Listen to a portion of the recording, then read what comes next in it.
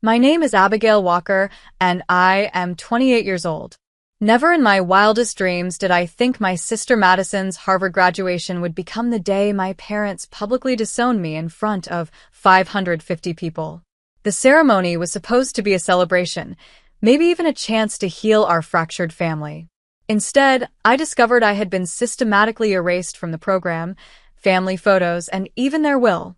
The pain was unbearable, but what they didn't know was that I had finally uncovered the secret they had been hiding from me my entire life. If you're watching this video, I would love to know where you're tuning in from. Please hit that like and subscribe button before I tell you how I stood up and changed my life forever. Growing up as Abigail Walker meant living in the constant shadow of my younger sister, Madison. From the moment she was born, it was clear that my parents, Gerald and Diana Walker, had a favorite child. While most parents try to hide their preferences, mine displayed their favoritism like a badge of honor. Madison was their golden child, their perfect daughter, while I was treated as an afterthought, a burden they reluctantly carried. My childhood bedroom walls were covered with academic certificates and honor roll recognition, but my parents barely acknowledged them. I still remember the day I won the state science competition in 8th grade. I rushed home with my trophy, excited to finally earn their approval. When I burst through the door, my mother simply glanced at me and said, "That's nice, Abby. Did you remember to pick up Madison's dance shoes like I asked?" My trophy ended up gathering dust on my bookshelf, while Madison's participation ribbons were prominently displayed in the living room. High school was no different. While Madison was driven to soccer practice in our father's luxury sedan, I took the bus to debate tournaments. When I was accepted to NYU with a partial scholarship, my father's response was, "Well, it's not Harvard, but I suppose it's better than community college."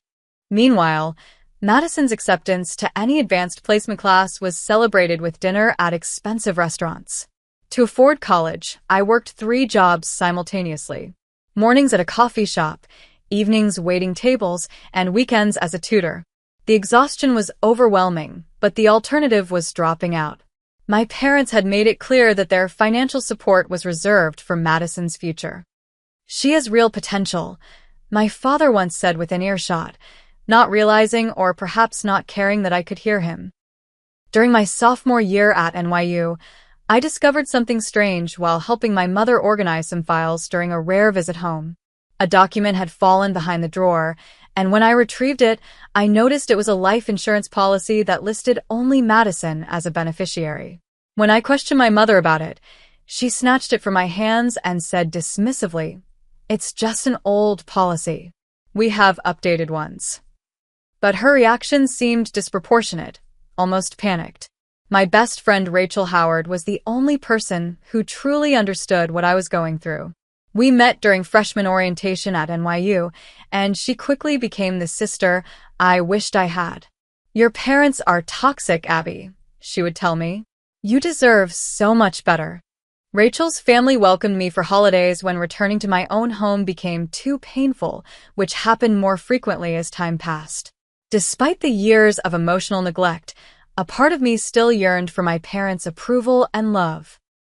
So when the invitation to Madison's Harvard graduation arrived in my mailbox, it felt like an olive branch. Madison had personally called to insist I attend, which was unusual. We had never been close, but there was no active animosity between us. She was simply the favored child who accepted the preferential treatment as her birthright. "It would mean a lot to me if you came," Madison had said during our brief conversation. "The whole family will be there." The whole family implied I was considered part of it, which gave me hope. Perhaps time had softened my parents' inexplicable coldness toward me. Perhaps attending an important family function would be the first step toward healing the wounds that had shaped my entire life. I allowed myself to believe that things could change. With renewed optimism, I accepted the invitation. Maybe, just maybe, this was the beginning of a new chapter in our family story. How wrong I was to let hope overrule my better judgment. How naive to think that people who had shown me who they were for 28 years would suddenly become different. The moment I accepted Madison's invitation, I began planning. This graduation was my chance to show my family that I had succeeded despite their lack of support. I wanted to look perfect, confident, and successful. I spent nearly 2 months' worth of savings on a designer dress, a pale blue Vera, one that complemented my eyes and projected sophisticated elegance. It was extravagant, but I convinced myself it was an investment in my self-esteem. The cross-country flight from New York to Boston gave me too much time to think. 5 hours of replaying childhood memories, rehearsing conversations, and alternating between hope and anxiety. The woman seated next to me, an elderly lady named Dorothy, must have noticed my nervousness as I repeatedly folded and unfolded the graduation invitation. "Family event?" she asked kindly. "My sister's graduation from Harvard," I replied. "You must be very proud," she said with a warm smile. "I am," I answered, not mentioning that pride was just one of the complicated emotions swirling inside me. As the plane began its descent into Boston Logan International Airport, my mind drifted to the last family gathering I had attended 3 years ago. It was Thanksgiving, and I had brought my then-boyfriend James to meet my family. Throughout dinner, my parents barely acknowledged his presence, directing all questions and conversation toward Madison and her accomplishments. When James mentioned that I had just been promoted at my marketing job, my father changed the subject so quickly it was as if he hadn't spoken at all. Later that night, I found James sitting alone on the porch, looking confused and uncomfortable. "Is it always like this?" he had asked. I simply nodded, too embarrassed to elaborate. We broke up 2 weeks later. He never mentioned my family as the reason, but I knew they were part of it. Who would want to be with someone whose own parents couldn't seem to love her? After checking into my hotel near Harvard Square, I watched other families arriving, their excitement palpable. Parents wore university merchandise and took countless photos of their graduating children. Their pride was so evident it made my chest ache with longing. My phone buzzed with a text from Rachel. "You've got this, Abby. Remember, you're amazing regardless of how they treat you. Call me anytime." Rachel's support meant everything, but it couldn't completely dissolve the knot of anxiety in my stomach. I had been seeing a therapist, Eleanor, for about a year, working through my family issues. Her parting advice before my trip had been clear. Manage your expectations, Abigail. People rarely change dramatically. Go for yourself, not for their approval. Sitting on the hotel bed, I rehearsed potential conversations with my parents. "Mom, Dad, it's good to see you. Too casual? I've missed you both. Too vulnerable? Congratulations on Madison's graduation. Safe, but impersonal. Nothing seemed right for the complexity of our relationship. How do you bridge a gap with people who never acknowledged there was one?" While reorganizing my purse for the next day, I discovered a strange envelope I didn't remember packing. It was a plain manila envelope, unmarked except for a small coffee stain on one corner. I started to open it, but was interrupted by a call from Madison confirming the meeting time for tomorrow. The envelope slipped from my mind as I focused on getting enough rest for what would undoubtedly be an emotionally draining day. That night, I dreamed of my childhood home, wandering from room to room looking for family photos that included me, but finding only empty frames. I woke up unsettled, the dream too close to reality for comfort. As I prepared for the day, applying makeup with extra care and styling my hair into an elegant updo, I made a decision. Whatever happened today, I would maintain my dignity. I would not break down, would not give them the satisfaction of seeing me hurt. I had built a life without their support, and today I would show them the strong, successful woman I had become. With a final glance in the mirror and a deep breath, I left for Harvard Yard, the mysterious envelope tucked into my purse and temporarily forgotten in the rush of the morning. Little did I know it contained information that would change everything. Harvard Yard was a vision of academic prestige that morning, with crimson banners hanging from historic buildings and chairs arranged in perfect rows across the green lawn. Families streamed through the gates, everyone dressed in their finest, carrying flowers and gifts for their graduates. The atmosphere buzzed with pride and anticipation, a stark contrast to the cold knot forming in my stomach as I spotted my parents near the entrance. Gerald and Diana Walker stood tall and impeccably dressed, my father in a tailored navy suit that probably cost more than 3 months of my rent, my mother in a cream-colored designer ensemble that screamed old money elegance. They were speaking with another couple, laughing politely at something when they noticed my approach. Their smiles instantly faded. "Abigail," my mother said, her tone as chilly as a Boston winter. "No hug, no kiss on the cheek, not even a handshake. You're earlier than we expected." "Hello, Mom, Dad," I replied, trying to keep my voice steady. I wanted to make sure I had time to find my seat. My father barely glanced at me before checking his watch. "Madison should be with the other graduates by now. We need to find our reserved seating." Before I could respond, a tall, handsome man approached and slipped his arm around my mother's shoulders. She immediately brightened. "Abigail, this is Trevor Williams, Madison's fiancé," she said, her voice suddenly warm and proud. "Trevor, this is Madison's older sister." Not our daughter Abigail, but Madison's older sister, as if I existed only in relation to the favored child. Trevor extended his hand with a genuine smile, seemingly unaware of the family dynamics at play. "Great to finally meet you," he said. "Madison has mentioned you a few times." A few times. In what I later learned was a 3-year relationship. I shook his hand and managed a polite response, wondering what exactly Madison had told him about me, if anything substantive at all. As we made our way to the seating area, I was handed a graduation program by a student volunteer. Flipping through it, I found the family acknowledgement section where graduates thanked their loved ones. Madison's entry thanked my amazing parents, Gerald and Diana Walker, and my fiancé Trevor Williams for their endless support and love. No mention of a sister. I had been completely omitted, as if I didn't exist in her life. While scanning the program, I overheard my mother speaking to another parent a few feet away. "Yes, we're so blessed to have such a wonderful daughter," she was saying. "Our only child has always been exceptional." Our only child. The words hit me like a physical blow.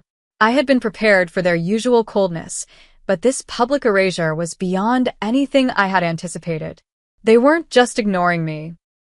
They were actively denying my existence. When we reached the seating area, I noticed that the front rows were reserved for families of graduates with cards indicating names. My parents and Trevor headed directly to these seats, but when I tried to follow, my father turned to me with a dismissive gesture. "These are for immediate family only," he said quietly but firmly. "You'll need to find seating in the general section."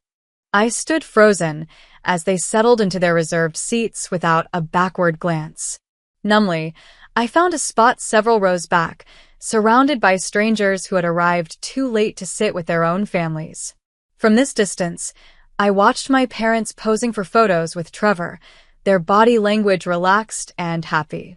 They looked like the perfect family, minus one inconvenient daughter. A photographer who was taking professional family photos approached me briefly. "Are you with the Walker family?" he asked. "Yes, I'm Abigail Walker, Madison's sister," I replied.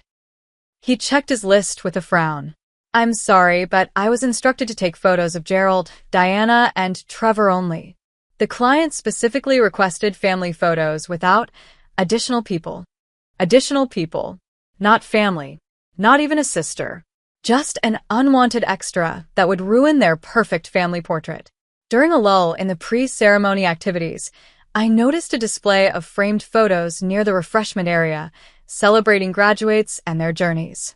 There was a collection from the Walker family showing Madison at various ages, all her milestone moments captured and proudly displayed. What struck me wasn't just the quality of the photographs, but what was missing from them. Family vacation photos that I knew had originally included me had been digitally altered or recropped to remove any trace of my presence. A Christmas photo from Madison's 15th birthday that once showed 4 people now displayed only 3, with an awkward gap where I had stood. They hadn't just relegated me to the general seating area today, they had methodically erased me from their family history. The realization made me feel physically ill. This wasn't just about favoritism anymore.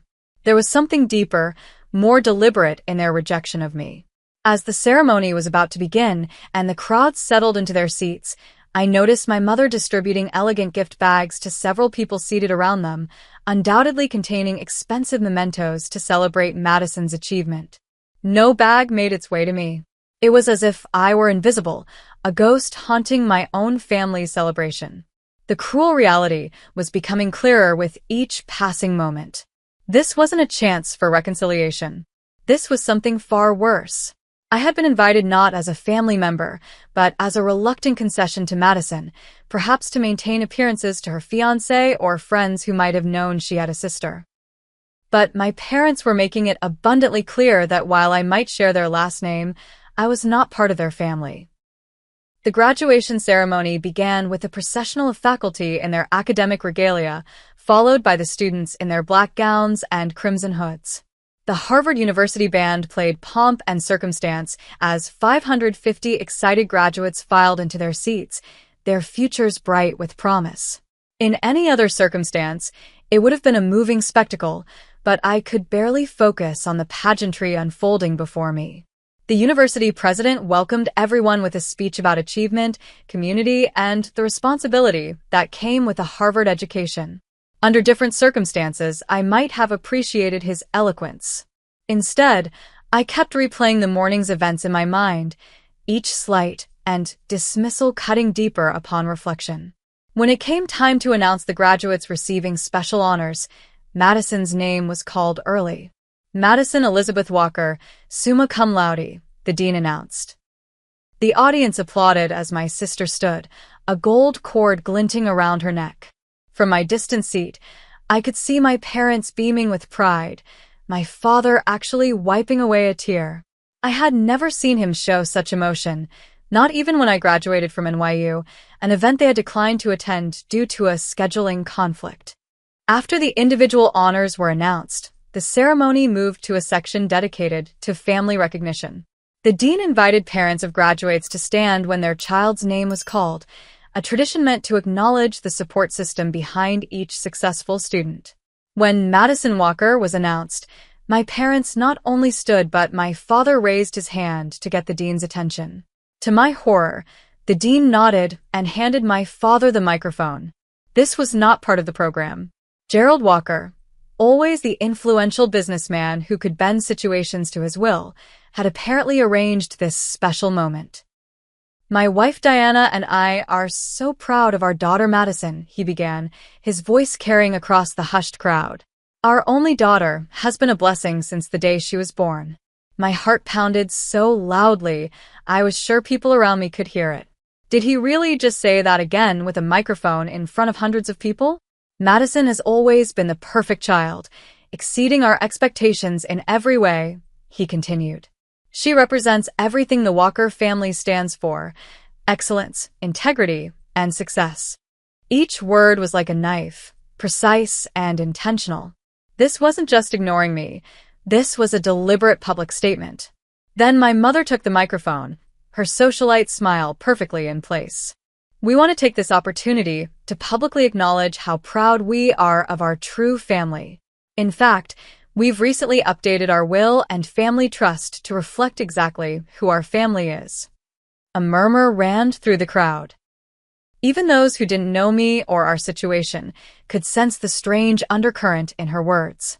This was beyond inappropriate for a graduation ceremony, but my parents had always believed rules didn't apply to them when it came to making a point.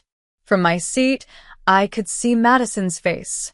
Unlike my parents, she looked uncomfortable, her eyes darting around as if searching for an escape. But she remained silent, complicit in her acceptance of their declaration. Trevor, beside my parents, wore an expression of confusion, clearly sensing something off about their statements, but not understanding the full context. The dean, looking slightly bewildered by this unexpected turn, gently reclaimed the microphone with a practiced smile. "Thank you, Mr. and Mrs. Walker, for those personal words. Let's continue with our recognition of all our wonderful families." The ceremony continued, but I barely registered what was happening. 550 people had just witnessed my parents publicly disown me. The hushed whispers around me confirmed that others had picked up on the strange subtext of my parents' speech. A woman 2 seats away leaned toward her companion and whispered, "Did they just disinherit someone at a graduation ceremony?" The humiliation was overwhelming. I had come hoping for reconciliation, or at least civil treatment, and instead had been subjected to a calculated public rejection. Tears threatened, but I refused to let them fall. I would not give my parents the satisfaction of breaking me. As the ceremony droned on, a strange calm began to replace my initial shock.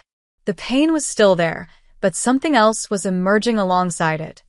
Anger. Not the destructive, blind rage that leads to regrettable actions, but a clear, cold anger that sharpened my focus. And then I remembered the envelope in my purse. With hands that only slightly trembled, I reached for it, suddenly certain that whatever it contained was important. Something about my parents' excessive actions today felt defensive, as if they were not just rejecting me but actively guarding against something. As the university choir began a musical interlude, I quietly slipped out of my row, clutching the mysterious envelope. Whatever it contained, I needed to see it now. The elegant restroom in Harvard's historic Widener Library was empty when I entered, everyone still captivated by the graduation ceremony. I locked myself in the farthest stall, my hands trembling as I finally opened the mysterious envelope. Inside were several documents, neatly organized with paper clips. The first was a single page that made my world stop spinning. It was an adoption certificate with my name on it.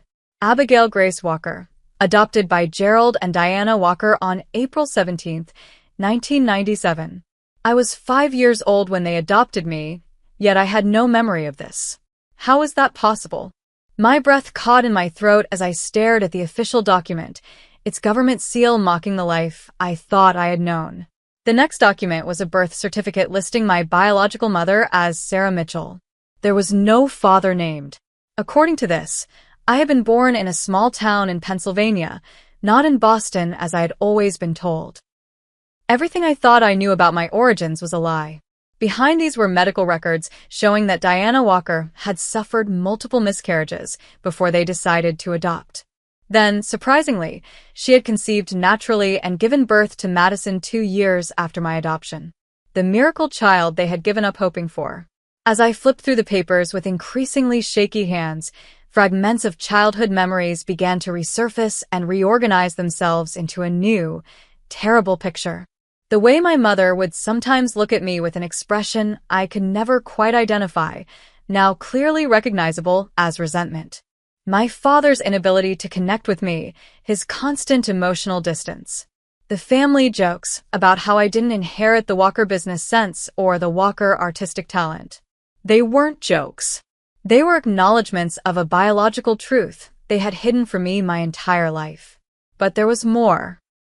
The next set of documents were bank statements spanning decades, showing regular payments from Gerald Walker's personal account to a trust in the name of Sarah Mitchell.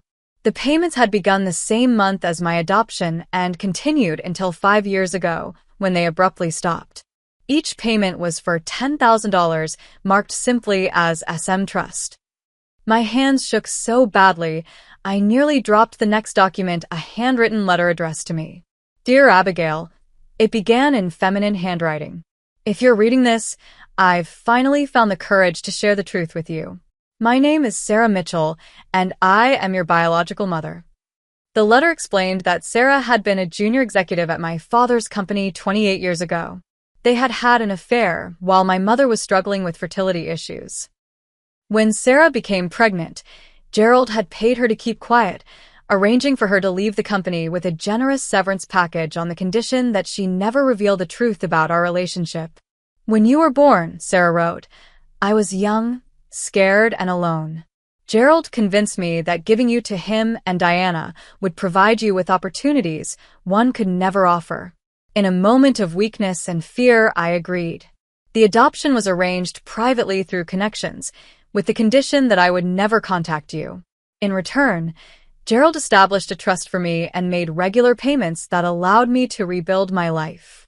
The letter continued, explaining that the payments had stopped because Sarah had finally refused to accept them, tired of the guilt they represented. She had been trying to find a way to contact me for years, but Gerald had used his influence to block her attempts.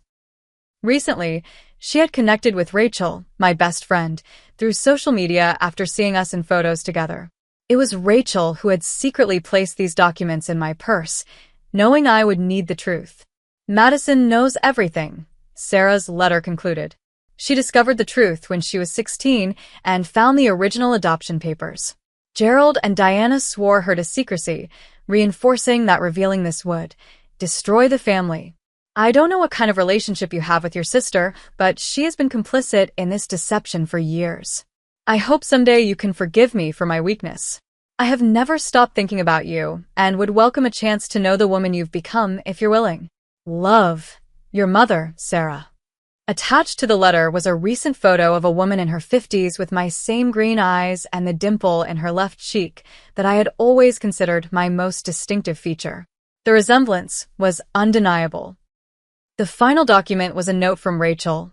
Abby, I'm sorry for the secrecy, but Sarah found me 3 months ago. After hearing her story and seeing the evidence, I knew you deserved the truth. She's been trying to reach you for years.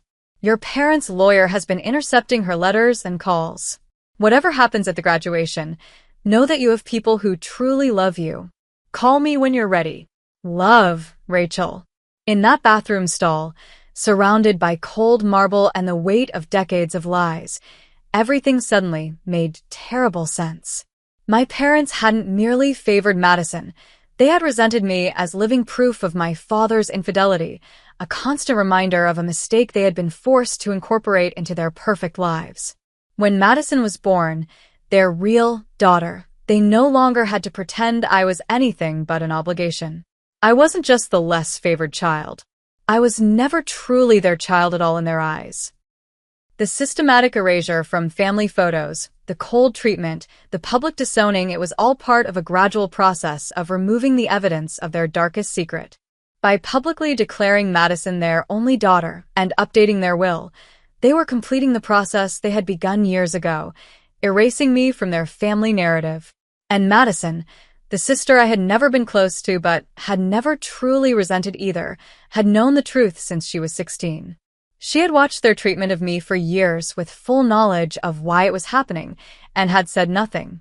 I gathered the documents with hands that had stopped trembling. The shock had been replaced by a strange, cold clarity. For the first time in my life, I understood exactly why my family was the way it was. The mystery that had shaped my entire existence had finally been solved. I checked my reflection in the mirror. My makeup was intact, my expression composed. Only my eyes betrayed the storm within, their green depths reflecting not pain but something new, determination.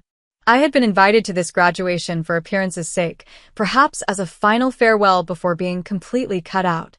But now I had the truth, and with it, an unexpected power. I returned to the ceremony with the envelope securely in my hand, my mind racing with what to do next. The truth had set me free in one sense, but it had also handed me an impossible decision. Should I maintain dignity in silence, or should I respond to their public rejection with a public revelation of my own? As I slipped back into my seat, the ceremony was reaching its conclusion. Soon we would move to the reception, where families would celebrate together, where my parents would undoubtedly continue their charade of being a perfect family of 3. The decision of what to do next was mine alone. The reception following the graduation was held in one of Harvard's elegant courtyards, where white tents, flower arrangements, and champagne stations created an atmosphere of refined celebration. Families clustered together, taking photos and toasting their graduates' achievements. The late afternoon sun cast a golden glow over everything, a perfect backdrop for what should have been perfect memories. I stood at the edge of the gathering, watching my parents holding court near the center. Gerald, Diana, and Madison formed a tight triangle of intimacy, champagne flutes in hand as they chatted with the dean and several distinguished-looking guests. Trevor stood slightly apart, checking his phone occasionally, perhaps feeling the outsider he unknowingly was in this family built on secrets. With the envelope of truth clutched in my hand, I straightened my shoulders and walked deliberately toward them. Several people glanced my way, perhaps recognizing me as the woman who had been so publicly excluded earlier. I kept my head high, my pace steady. Diana saw me first, her practiced smile faltering slightly before she recovered. She whispered something to Gerald, whose head snapped up, his expression hardening as he tracked my approach. Madison turned last, her eyes widening with what looked like genuine alarm. "Abigail," my father said when I reached them, his voice pitched low to avoid drawing attention. "I think you've misunderstood the nature of today's invitation. This reception is for family and special guests only." "Family," I repeated, my voice steadier than I had expected. "That's exactly what I want to discuss, Dad. Or should I call you Gerald now?" His face paled slightly.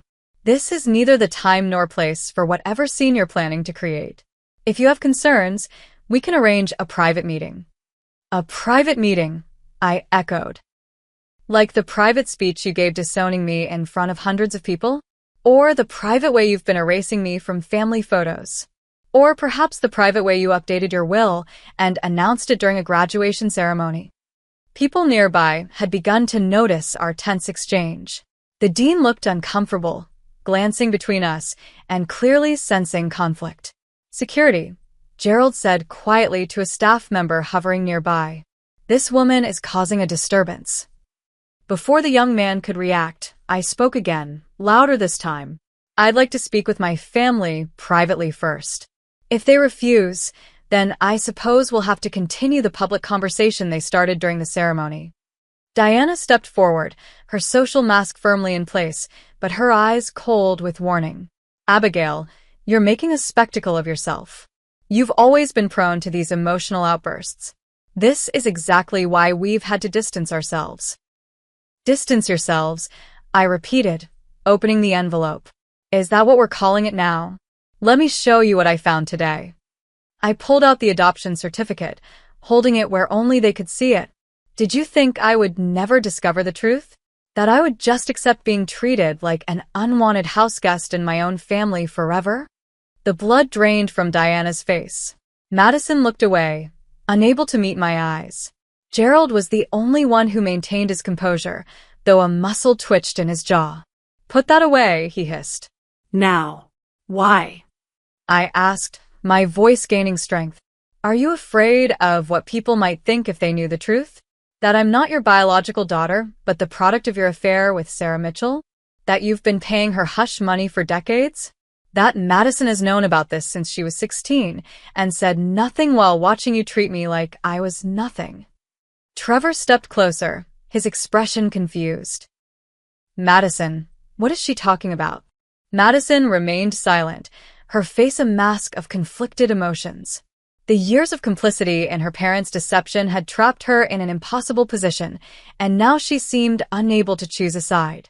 Gerald's attempt at control cracked. "You ungrateful little," he began, his voice rising. "We gave you everything. A home, an education, opportunities most children would kill for. And this is how you repay us? By dragging up ancient history to ruin your sister's graduation. Gave me everything?"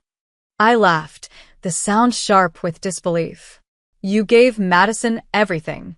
You gave me the bare minimum required by law and emotional neglect that no child deserves. And now I understand why. I was never your daughter in your eyes. I was just evidence of a mistake you had to hide."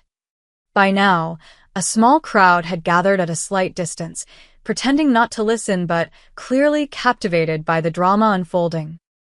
Diana noticed and made a desperate attempt to regain control of the situation. "Abigail has been struggling with some mental health issues," she announced to those nearby, her voice dripping with manufactured concern. "We've tried to get her help, but she refuses treatment. This is exactly the kind of delusional episode her doctors warned us about." The casual cruelty of her lies stunned me momentarily. This woman who had raised me was willing to declare me mentally ill to protect her family's reputation. But I was no longer the insecure daughter desperate for their approval. I had evidence, and more importantly, I finally understood my worth wasn't determined by their acceptance. "Open the envelope," I said, handing it to Trevor, who stood closest to me. "See for yourself what kind of family you're marrying into." Trevor hesitated, looking at Madison, who had gone completely pale. Her silence was answer enough. He took the envelope and began examining its contents, his expression shifting from confusion to shock. "Madison?" he questioned, his voice barely audible. "Did you know about this?" Before she could answer, Gerald lunged forward, attempting to grab the envelope from Trevor's hands. "This is private family business," he growled. "Family business," I repeated. "That's right. And like it or not, I am family. Biology doesn't change the fact that you adopted me, raised me, and are legally my parents. You can disown me, disinherit me, and try to erase me, but you can't change the fact that I exist." Diana's composure finally cracked completely. "You were a mistake," she hissed, her voice venomous despite her attempt to keep it down. "A living reminder of his betrayal that I had to look at every single day. Do you have any idea what that was like? Then we had Madison, our real daughter, and every time I looked at you both, I saw the difference between his mistake and our miracle." Her words confirmed everything I had suspected, but hearing them spoken aloud still cut deep. The nearby crowd's hushed gasps made it clear her statement had been overheard. Gerald grabbed Diana's arm, trying to silence her, but she was beyond caring now. 28 years of resentment poured out in a public setting she would normally have considered beneath her dignity.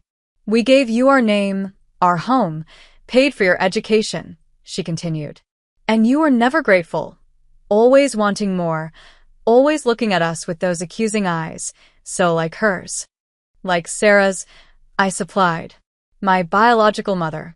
The woman you've kept me from knowing my entire life." Professor Franklin, who I later learned was Madison's academic advisor, had approached during Diana's outburst. An older woman with kind eyes and an air of authority, she placed herself beside me. "I think," she said firmly, "this conversation needs to move elsewhere. Immediately." Gerald seemed to suddenly remember where we were and who might be watching. His reputation in business circles was built in part on connections to Harvard, and this public scene threatened relationships he had carefully cultivated for decades. "This is a private family matter," he insisted, attempting to regain his dignified facade. "It became a public matter when you chose to make statements during the ceremony," Professor Franklin replied coolly. "And it appears to be causing considerable distress to multiple people here, including one of my students." She gestured toward Madison, who looked on the verge of tears. Trevor was still reading through the documents, his expression growing darker with each page. He finally looked up at Madison. "You knew about this? All this time?" Madison nodded almost imperceptibly, unable to speak. "And you watched them treat her this way? Your own sister?" The disgust in his voice was unmistakable. "She's not my sister," Madison finally whispered, then immediately looked like she wanted to take the words back. "There it is," I said quietly. The truth, finally spoken aloud. What happened next occurred with such speed it was difficult to process. Gerald, seeing his perfectly constructed life crumbling before his eyes, lost the control he prided himself on. He stepped toward me, his finger jabbing the air inches from my face. "You will leave now," he commanded, his voice shaking with rage. "You will take these lies and fabrications and get out of our lives permanently. I don't know who put these ideas in your head or forged these documents, but I will not stand here and let you destroy everything we've built." "Forged?" I echoed in disbelief. "You think I forged a government-issued adoption certificate? Birth records? The letter from Sarah you know exists because you've been intercepting them for years? Your own bank statements showing payments to her trust." Something in his expression shifted, a momentary flash of panic that confirmed everything. And in that moment, any remaining doubt I might have harbored vanished completely. "My God," Trevor said, stepping away from Madison. "It's all true, isn't it?" The crowd around us had grown, drawn by the escalating conflict. Gerald and Diana, socialites who had spent their lives managing public perception, were watching their carefully crafted image disintegrate in real time. "How dare you?" Gerald finally exploded, his voice echoing across the courtyard. "After everything we did for you, taking you in when nobody wanted you, giving you our name, and this is how you repay us? By humiliating your mother and ruining your sister's graduation? This is exactly why you were never truly part of this family. You're just like your mother, manipulative and ungrateful. His outburst confirmed everything to everyone within earshot. No denial, just anger at being exposed. Diana began crying, not from remorse, but from humiliation. Madison stood frozen, caught between family loyalty and the evident truth, while Trevor continued to put distance between himself and the family he had nearly joined. Professor Franklin placed a gentle hand on my arm. "I think you've said what needed to be said," she murmured. "Perhaps it's time to leave with your dignity intact." She was right. There was nothing more to be gained by continuing this painful public spectacle. I had not come seeking revenge, only acknowledgement and truth. Now both had been achieved, albeit in the most painful way possible. "I didn't come here to destroy your family," I said quietly to all three walkers. "I came hoping to finally be acknowledged as part of it. That was clearly never going to happen. So this is goodbye on my terms, not yours." I turned to leave, my head high despite the tears threatening to fall. As I walked away, I heard Trevor say, "I need some time to think, Madison," followed by Diana's anguished, "Now look what you've done," aimed either at me or Gerald. It wasn't clear which. What was clear was that their perfect family facade had cracked beyond repair. The secret they had kept buried for 28 years was now exposed to the light, and nothing would ever be the same for any of us. As I left Harvard Yard, a strange sense of lightness replaced the heaviness I had carried my entire life. The burden of seeking approval from people incapable of giving it had finally been lifted. The mystery of why I had never been enough had been solved. The road ahead was uncertain, but for the first time, it felt like my own to travel. 1 year has passed since that fateful day at Harvard. The seasons have changed, wounds have begun to heal, and life has taken directions I never could have anticipated when I walked into that graduation ceremony clutching at desperate hopes for family reconciliation. The first person I contacted after leaving Harvard was Rachel. She was waiting for my call and immediately offered to fly to Boston, but I needed time alone to process everything. Instead, we talked for hours as I sat in my hotel room, the documents spread before me like puzzle pieces finally assembled into a coherent picture. "I'm so sorry I kept it from you," Rachel said, her voice thick with emotion. "When Sarah found me through Facebook, I didn't know what to do. The evidence was overwhelming, but I was afraid of how it would affect you." "You did the right thing," I assured her. "If you had told me before the graduation, I might not have gone, and I needed to see the truth for myself." 2 weeks after returning to New York, I contacted Sarah Mitchell. Our first meeting was at a quiet cafe in Manhattan, both of us so nervous we could barely speak at first. She had my eyes, my dimple, my habit of tucking hair behind my ear when thinking. The genetic connection was undeniable and strangely comforting. "I've imagined this moment for 23 years, she said, her hands trembling around her coffee cup. "I've rehearsed explanations and apologies, but now that you're here, they all seem inadequate." "Why did you agree to the adoption?" I asked, the question that had haunted me since discovering the truth. Sarah's story emerged slowly. She had been 24, ambitious and new to the corporate world when she met Gerald. The affair was brief, but intense. When she discovered she was pregnant, Gerald had already reconciled with Diana, who had suffered multiple miscarriages in their attempts to start a family. "He convinced me that giving you to them would provide you with opportunities one couldn't," Sarah explained. "I was alone, building a career, barely able to support myself. The financial arrangement gave me security, and I truly believed you would be loved as their daughter." "But you tried to contact me later," I said. Sarah nodded. "When you were about 10, I had established myself professionally and personally. I began to question my decision, especially after seeing a photo of you in a company newsletter. Gerald had kept his promise to provide financially, but when I expressed interest in connecting with you, he became threatening. His lawyers made it clear I would lose everything if I violated our agreement." Over the following months, Sarah and I built a relationship cautiously but steadily. She had never married or had other children, her career as an environmental lawyer becoming her primary focus. Learning about her life, her values, and seeing my own reflection in her mannerisms helped heal parts of me I hadn't even realized were broken. "I don't expect to replace the years of motherhood I missed," she told me during our third meeting. "But I hope we can build something meaningful moving forward." And we have. Our relationship today is unique, neither purely mother-daughter nor simply friendship, but something honest and nurturing that continues to evolve. Meanwhile, my relationship with the Walkers took unexpected turns.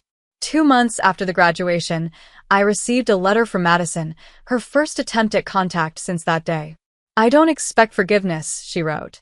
"What happened to you is wrong, and my silence made me complicit.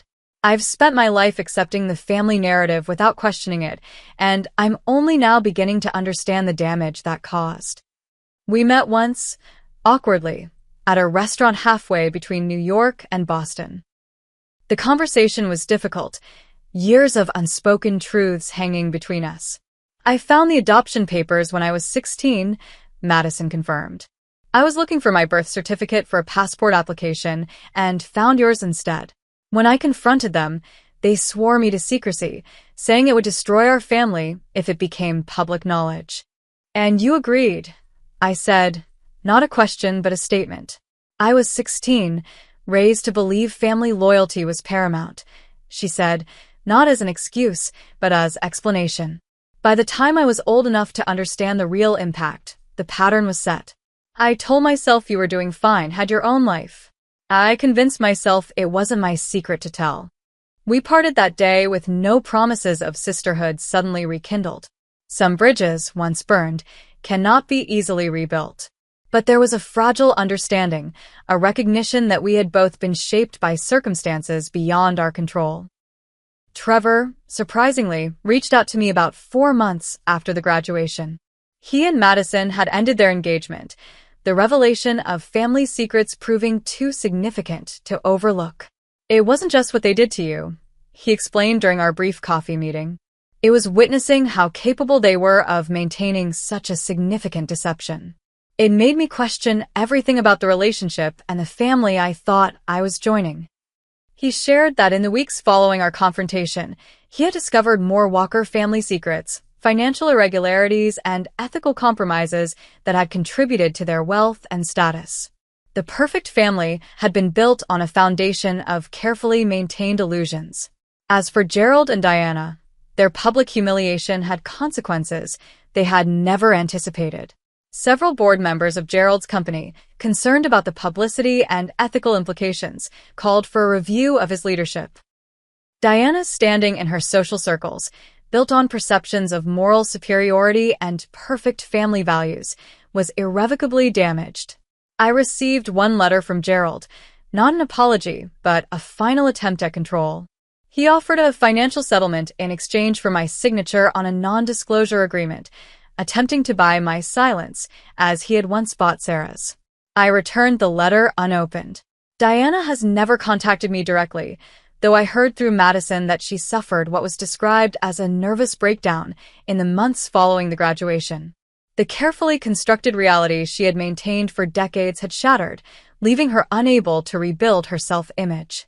The most significant healing, however, has happened within myself. With Eleanor's guidance, I've worked through the trauma of discovering my entire childhood was built on deception. The abandonment issues, the constant sense of being unworthy of love, the pattern of seeking approval from people incapable of giving it, all of these could finally be addressed with full understanding of their origins. "You are never the problem, Abigail," Eleanor reminded me during one particularly difficult session. "You are a child placed in an impossible situation with adults who projected their own issues onto you. The fact that you've emerged as compassionate and self-aware as you are is remarkable. Gradually, I've built what Eleanor calls my chosen family, people who love me for who I am, not what I represent or how I reflect on them." Rachel remains my steadfast friend, her honesty in finally sharing the truth strengthening rather than damaging our bond. Sarah has introduced me to relatives I never knew I had, cousins, and an aunt who welcomed me without reservation. I've also found unexpected strength in my career. The marketing firm where I work recognized my resilience and promoted me to creative director 6 months ago, a position that allows me to shape narratives in a positive, authentic way. The journey has not been easy. There are still days when the pain resurfaces, when I question whether I could have done something differently to earn the love that should have been freely given. But those moments grow less frequent and less intense with time. What I've learned through this experience is that family is not defined solely by blood or legal documents. Family is created through love, respect, and honesty. The people who stand by you when your world falls apart, who see your broken pieces and help you reassemble them into something stronger. These are your true family. I've also learned that the truth, however painful, is ultimately liberating. Living with uncertainty and sensing but not understanding rejection was far more damaging than facing the harsh reality.